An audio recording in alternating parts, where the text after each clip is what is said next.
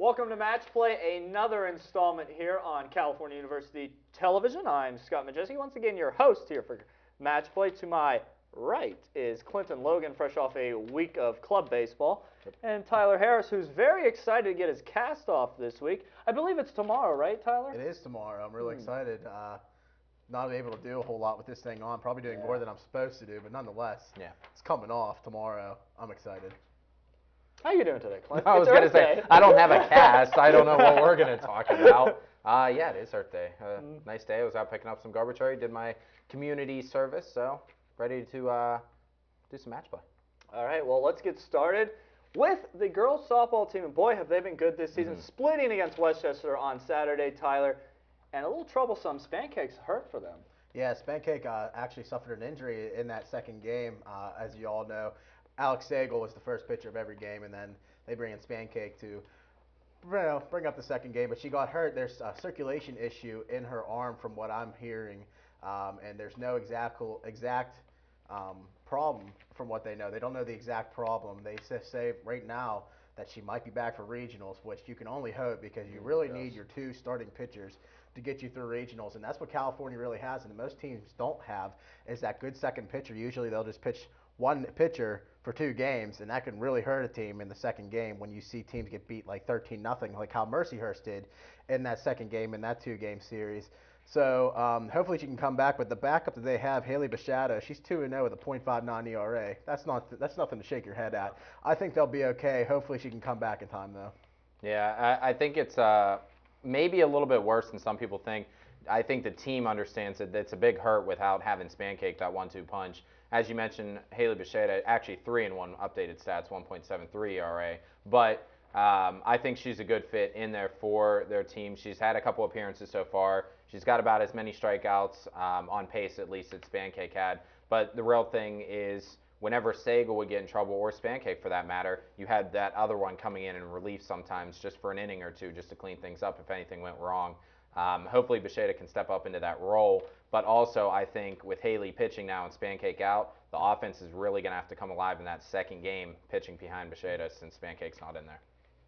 Playoffs are coming up very soon for this team. Hopefully they can keep the momentum running and follow that good pitching. Hopefully Spancake gets healthy soon. Move on to men's golf. We don't talk about it much here on Match Play. I figure might as well we give it a little bit of love. They're at Nemacolin this week. They started Sunday was day 1. Now they're playing day 2. And Cal's got a little bit of a lead there, Clint.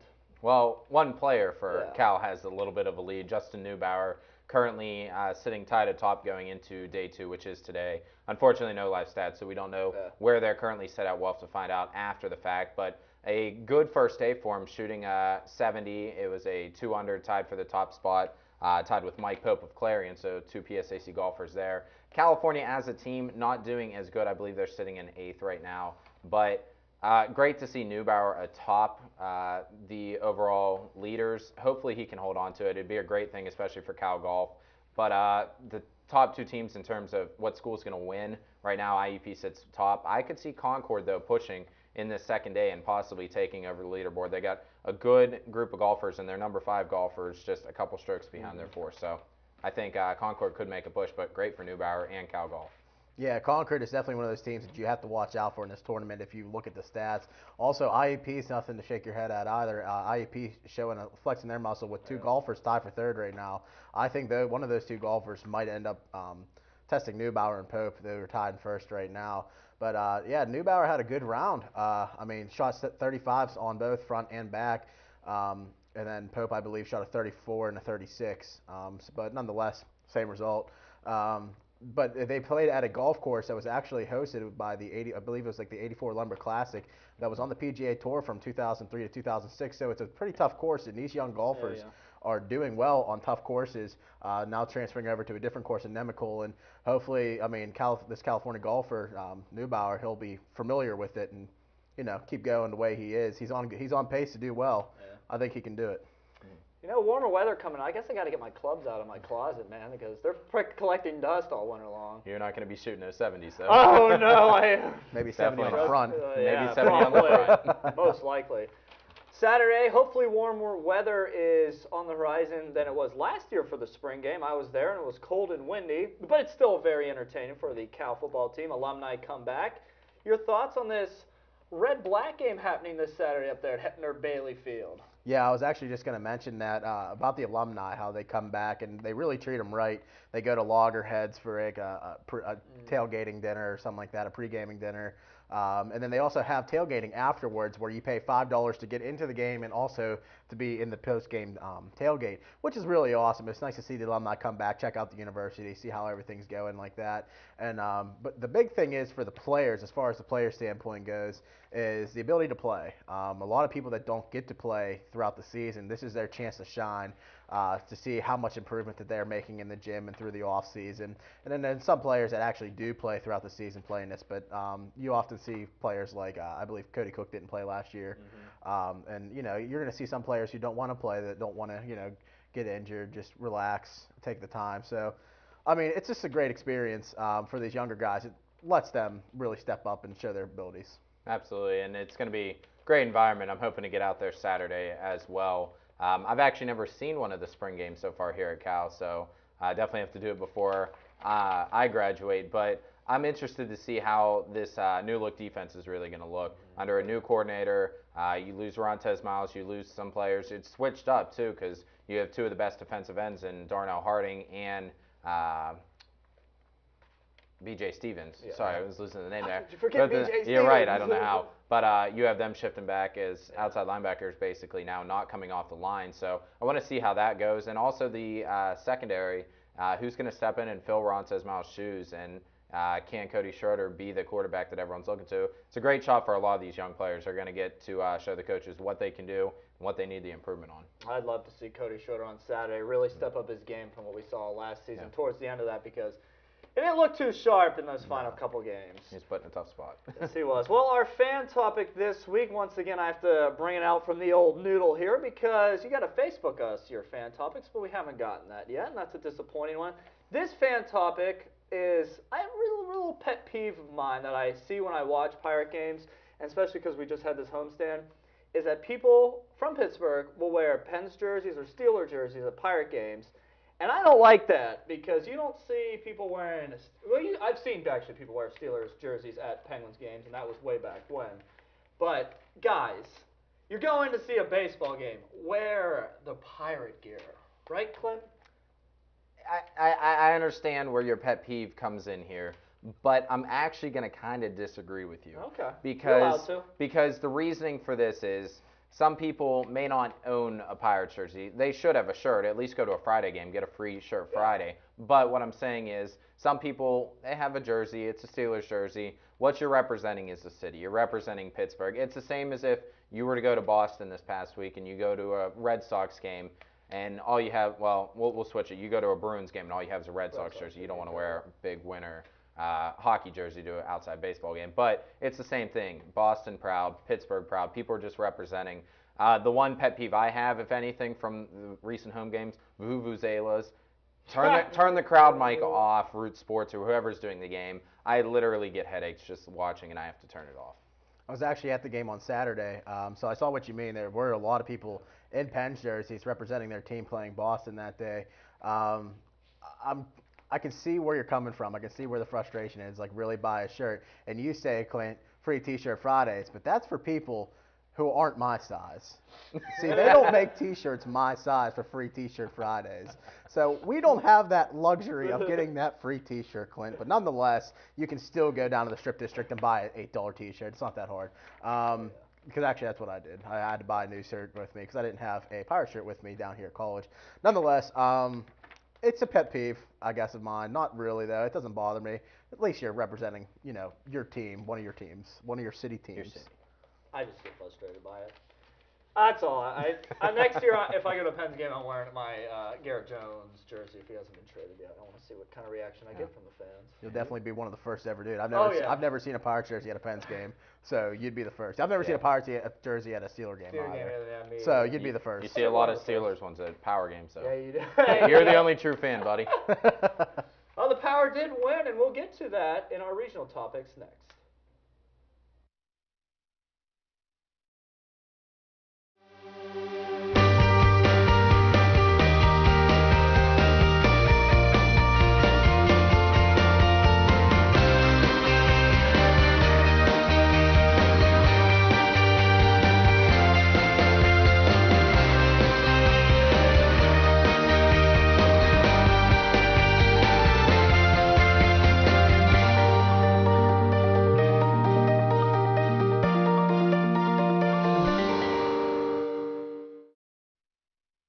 Welcome back to Match Play. We're done with the Cal topics. Let's hit up those regional topics. Go some black and gold right now. You can see what you have down there on your bottom line.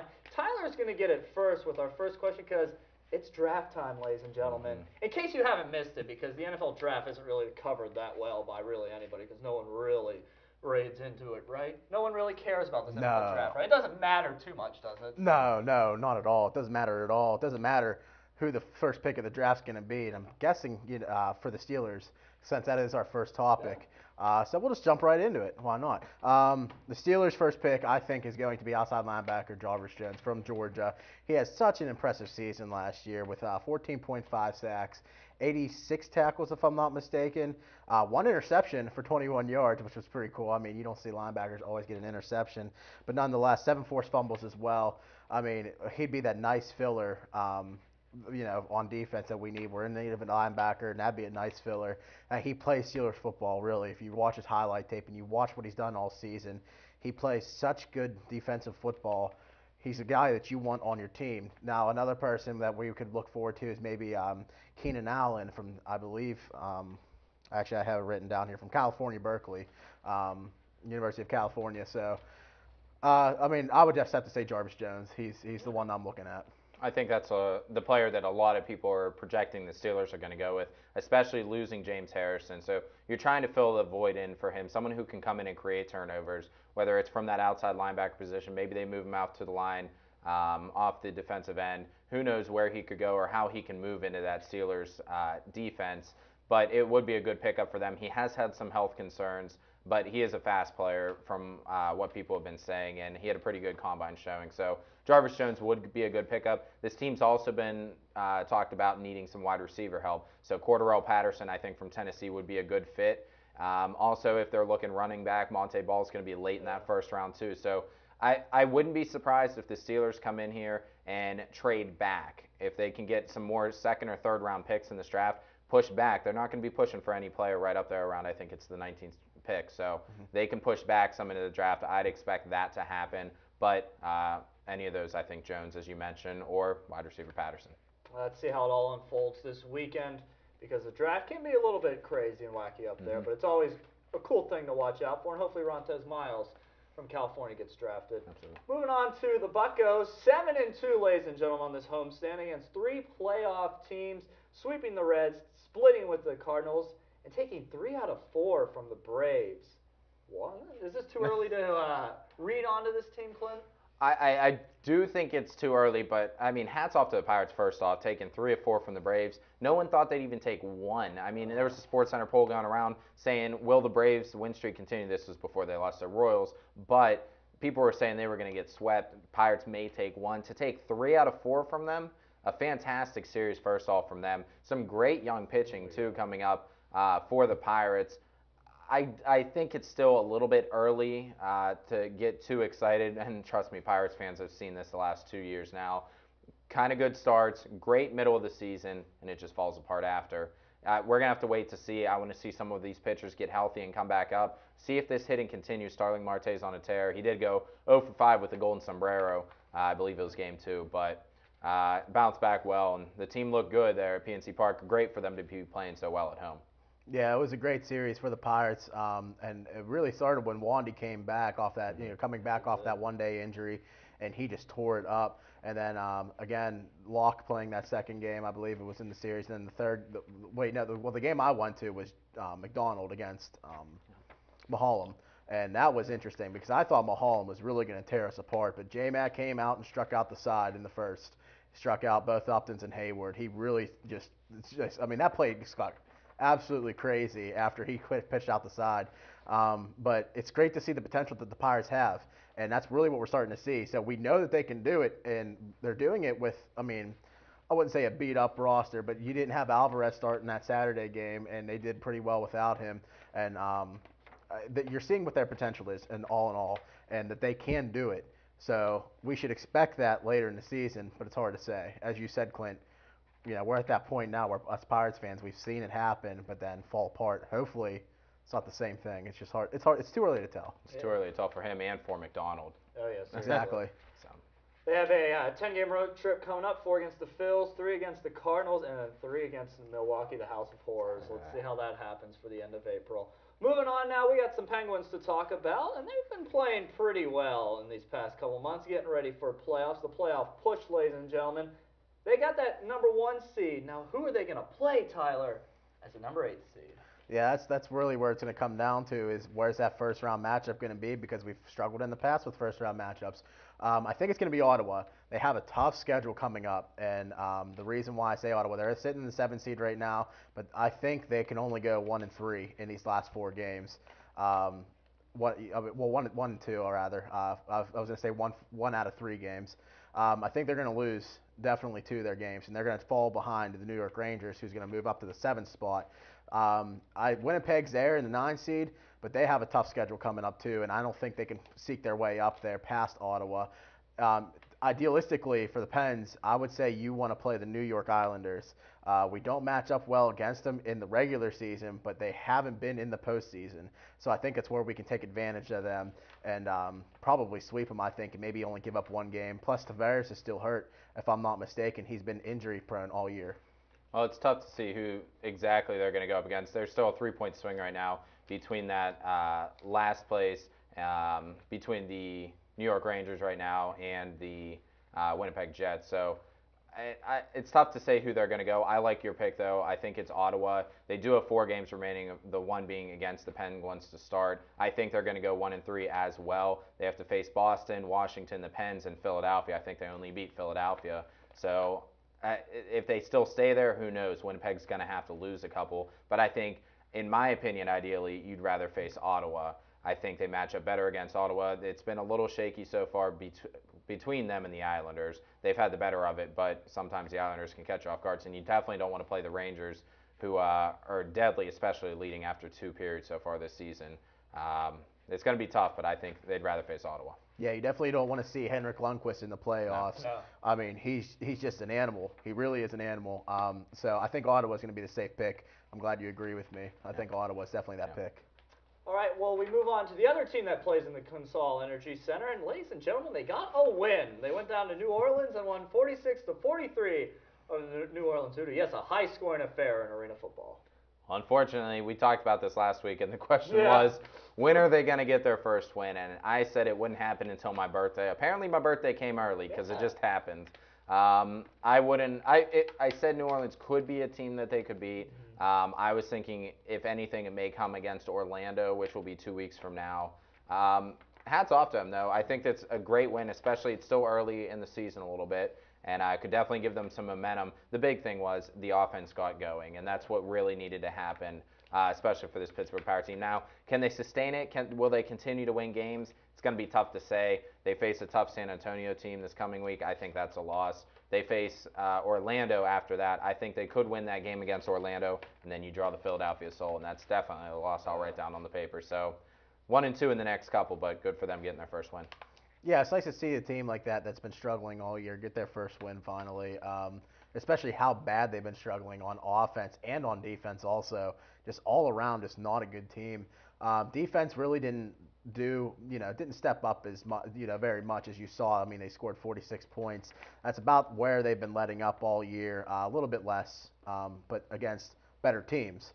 So, nonetheless, their offense stepped up, and that's really the big part of it. I mean, now you start to see the quarterback,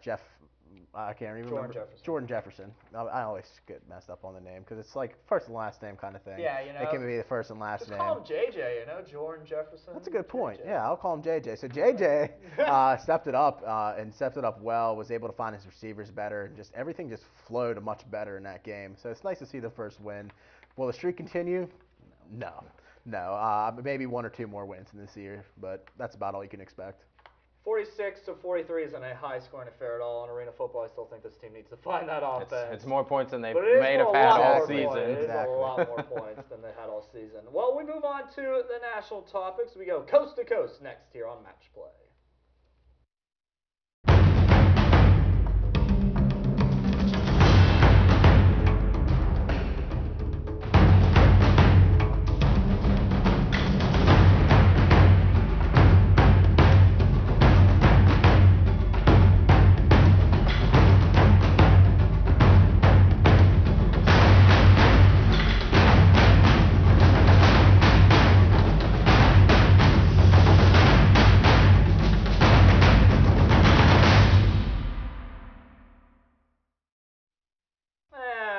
welcome back to Match Play. Here we got America topics for you. NBA playoffs we'll dive into first because the game ones were all this past weekend, which I actually turned on and watched a couple of them. Most of them were blowouts, but I did turn in and watch a couple of them. Clint, can we already pencil it? I'm already penciling the Heat in for the NBA Finals from the East side, but who's coming from the West? Well, I wouldn't exactly pencil the Heat in so far in the East. They're still going to have to match up against the New York Knicks, I think, in the finals of the Eastern Conference, and it's going to be a tough series, I tell you what. That may be one of the best matchups we see in the playoffs. But to answer your question, out of the West, I think it's still 1 and 2 is going to be the Spurs and the Thunder, and it's going to be tough to stop this Thunder team right now. They're firing on all cylinders. Serge Ibaka actually impressed me most last night in that Game 1 win, and I just don't know what to do. They dismantled the Houston Rockets, and James Harden, Jeremy Lin, they couldn't find an answer for him. And Serge Ibaka was just knocking down perimeter shots. This is the guy that plays in the post, is just your down low threat. He did do that, but to have the perimeter shot last night too, phenomenal. I think they're going to be your two teams. I thought maybe Golden State could make a run at this, especially against a depleted Denver Nuggets team out in the West as well. But now losing David Lee for the entire playoffs, that's a huge hurt for the Golden State Warriors. I would cancel both of those teams out now. I think it's just straight Thunder and Spurs. Wow. Yeah, I would actually go. I'm going to keep with the Heat in the East, as you said, Scott. Them in, or I'll pencil them in, even though I was actually going to argue the same way you did, Clint, with how the Knicks are doing. They've had an impressive run coming up, too, and now in that first game showing what they're really made of as well. So I see that being a challenge, and I see that being a good series, but I still think the Heat are just so, literally, just as their name is, they're so on fire right now. It's hard to see them not in it. But nonetheless, in the West, I have to agree with the OK City Thunder. That's going to be the team to watch. I really think I have them going up against, just as you said, the Spurs. I mean, it just seems to be almost one-sided, that you see how that Final Four is going to work out to be. But that's my pick. It's going to be another rematch, Heat Thunder, and that's just how it's going to be, I think. See if the Thunder get the better of the Heat in that one. Well, there was a lot of fog around the New York Jets over these past couple of months, but it's all been settled now as Darrelle Revis has been shipped down to Tampa Bay Buccaneers. 6-year deal down there with Tampa Bay. Tyler, does this make Tampa Bay a contender in the NFC? I wasn't actually going to talk about so much of making the Buccaneers a contender. Okay, just talk about what you were going to talk about. I mean, I do think it's going to be a help for the Buccaneers. Anything's a help at this point. I mean, they're a struggling team with Josh Freeman actually being one of the good players on their team who can really escalate the game. And I think defensively, with more defensive help, they're going to win a lot more games this year. But I don't think you can only rely on one person. But the deal itself, that's what I really want to focus on, and how basically the Tampa Bay Buccaneers stole him away from the New York Jets. It's a pretty big deal, but only getting him for the 16th pick in the draft and a conditional 3rd or 4th round pick in next year's draft. That's a heck of a deal for the Tampa Bay Bucks. But I see why the Jets did it though, because it's a new GM. He's coming in. He's thinking, okay, I only got 1 year left of Revis, and I gotta figure out what I'm gonna do with him. He's better thinking now. Just figure it out now. Get rid of him. I think it's gonna help the Buccaneers though, nonetheless. I don't think it exactly makes them a contender yet. A great offense in Tampa Bay, especially with Doug Martin, who had a fantastic rookie season last year. Freeman becoming a better quarterback. Mike Williams also the wide receiver threat. But one player isn't exactly going to make this defense. He will shut down some of the top receivers now in that division. But I think it's a great move. It's definitely not a negative move for the Tampa Bay Buccaneers. What this really does, though, this makes the New York Jets obviously worse off now, but Rex Ryan's job's now more in jeopardy. This is the season that he really needs to define, hey, I can keep this team, I can get them on the winning track. You just lose your Pro Bowl cornerback, and it wasn't even his say. If it was his say, he would have kept him in New York. He just got shipped out by the GM. All right, well, we'll see what happens. One player can't make that big of a difference on the defense, in my opinion. And plus, there's not many that good wide receivers in the NFC South either, unless you're calling New Orleans Saints. But Drew Brees throws it all over the place. Exactly. He doesn't really care who he's throwing. He'll just throw it anywhere. Major League Baseball, we roll to 3 weeks in. Pirates are 10-8, but there are some teams that are surprisingly on the downhill of 500. Toronto, a lot of people thought they'd make a lot of noise. They're 8-11. Los Angeles Angels of Anaheim, I hope I got that right, are 7-10. Clint, is it a little bit too early to put on the worry and panic button? Well, it's obviously way early in the season for any team to start worrying, like as we mentioned with the Pirates a segment ago. But out of those three teams, if any team should start worrying, I think it's Toronto. You had the pieces you thought were going to come in here and provide a winning team and make a case for something in the AL East. So that's proving not to be the point. And I think the problem was going after Miami Marlins players of last year. That's where you really went wrong. The Angels are going to be fine. I mean, you have Mike Trout. You have a good enough pitching staff, I think, that can carry them. They have some good players. Hamilton will start heating up. Don't worry about him. He's just off to a slow start so far. But I think they're fine. I think the Phillies will be okay, too. The pitching's not there. That's their biggest problem. If the pitching can turn it around, Phillies will be okay. But Toronto's the one to worry about. Yeah, I agree with Clint. It's just way too early to tell in the season, just as we mentioned in the past segment with the Pirates. Just too early to tell. I mean, a lot of good teams are getting off to a slow start, as you said.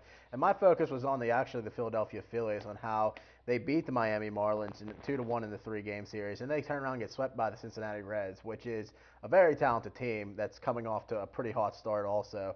And then you also have the fact that they won, 500 against the St. Louis Cardinals, who are another good team as well. So they're in contention. It's just they can't get that one up on any teams, and eventually it's going to come. And that's for every team, like Toronto. That's for every team. It's just too early. I mean, like I said, late in the season, you'll see those teams that we just mentioned probably in the playoffs. I would assume. Yeah. It's just a matter of time. It's only time will tell. Yeah, we're only 3 weeks into the season. We haven't even completed the first month yet. Nope. Baseball's a long season, a lot of months to go. A lot of games. Move on to NASCAR right now, and we got our NASCAR expert right here to my left, and he'll just go on about Matt Kenseth winning yesterday, beating out Casey Kane. Yeah, it was a heck of a race to watch. Those last couple of laps, Kane got up next to him, just couldn't seal the deal. Matt Kenseth was just strong all race, though. 163 laps led. Did a great job of that, and he won that race off of pit road, getting 2 tires, which was that was just a smart thing to do, because nobody really thinks, not a lot of unless you're a real NASCAR fan, you pay attention to the sport and you understand how it works. 2 right side tires are very important. They're more important than you really think. That can either wake you or break you. You get decreased pit time, so you get out quicker, but at the same, if you don't take them, but if you do take them, it takes longer to get out there. But in the long run, when you're on that track, it makes a world of difference. Gives you more grip. But nonetheless, it was a good race for Matt Kenseth, and he's proving why it was a good decision leaving Roush Fenway to go to Joe Gibbs Racing. This gives him a chance at a championship. I think he really does like these Toyota cars, and they're getting a lot better than how they were in years past. They're getting more horsepower. They're figuring out how it's working for them. I think he's a threat. After the chase resets and the points reset, that's where it's going to get real interesting. It's how it always gets interesting. I think he's going to do a good job. Yeah, Kenseth, he's sitting in 8th right now, so it's definitely a plus for him. Can he make a late push at this? I'm not too sure. I'm not a big NASCAR fan. That's why we gave you the extended time on this one. But my bad. No, perfectly fine. Matt Kenseth, great win for him. Great to see someone coming off the pole and winning too and leading as many laps as he can. I think that tells you how good he could be and the push he could make at the end of the season. Do you think he has a good chance at winning it this year? It's hard to say because, like I said, when the chase resets and the points reset, anything can happen. But I really like Brad Keselowski this year. Okay. I think he's going to repeat. He's just got a phenomenal team behind him and a great car, and he's a talented driver. But I don't think Jimmy Johnson's going to let it go too easily. Yeah. So, I expect Matt Kenseth to be in the mix though, for sure. All right, well, that ends match play again for this week. You can go on to our Facebook page and vote for any of these 2 guys, Clinton Logan or Tyler Harris. Both of them are excited to be here and receive your votes. Like as always, though, we'll see you next week for another edition of Match Play. I'm your host, Scott Majeski, for Allison Steinheiser, producing and directing us, as always. Good night and good luck.